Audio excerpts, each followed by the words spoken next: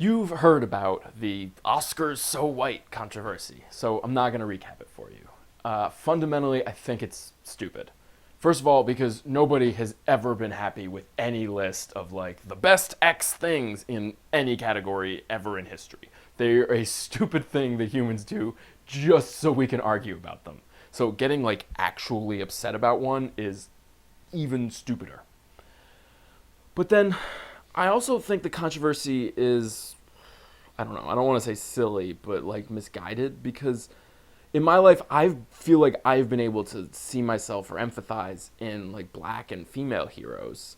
So I've always kind of been skeptical of the fact that black people and women can only see themselves in heroes who look like them. I mean, if that's how it works, if only black people can understand the black experience and if women can only relate to female heroes, then like aren't we just fucked? Isn't the whole game just over? There's no point in trying. We'll never understand each other.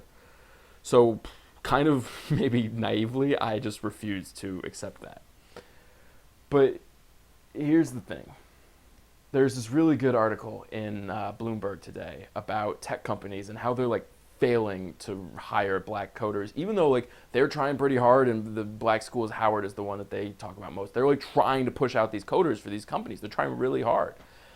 And the prevailing reason these kids have been told and have kind of felt that they're not getting hired is that they don't fit in culturally at places like Google and Facebook.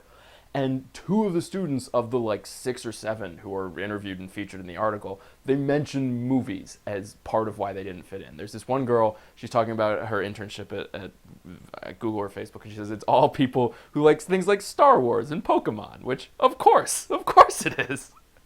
And she's not into Star Wars and Pokemon. And then this other girl talks about how she's, always feels like left out and not really like she fits in at lunch or things like that when everyone's talking about movies and TV shows and she just doesn't watch the same ones they do. I mean, how are you going to join that conversation? So the takeaway here is that stories are essential to human society. They are what holds us together. Culture matters. The Oscars, they are stupid and dumb and trite, but they matter. But the thing is, rather than pushing the Oscars to be more diverse or pushing Facebook to be more diverse, rather than pushing for diversity within an organization, I think we need to sort of strive for a diversity of organizations. Yes, follow me here. Because here's the thing. Neither asking Google to change its culture to accommodate black coders or telling these black people that they have to be different to fit in at Google, neither of those things is okay. Google has a right to be whoever it wants to be, as do, all the people everywhere. The problem is not, we need to push for diversity more. The problem is that every company in Silicon Valley wants to have Google's corporate culture. They want to be like Facebook. The problem is having one group passing it off as the Academy of Motion Pictures. That is where you lose diversity and where you lose, different experiences. So here's my proposal. If you are pissed about the Oscars, make your own list of the best movies or directors or whatever, and don't make it like the best black movies award. Just make it a list of the best movies and be a black person with your experience, or just be a culturally aware person and build a new reputable thing that is not as dumb as the Oscars were. That's your thing. And then some guy over there does the same thing, and we have a sort of diverse list of awards and ways of recognizing films that can recognize people of different backgrounds and cultures and perspectives and yada, yada, yada.